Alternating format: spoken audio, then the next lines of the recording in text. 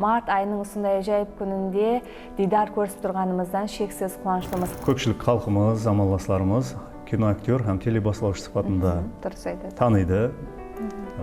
Шаңар Акылман. Аттан жаман жығылған уақытыңыз да болды, яғни съемка түсіру барысында. Аттан қалай шығып кеткенімді өзім де білмеймін.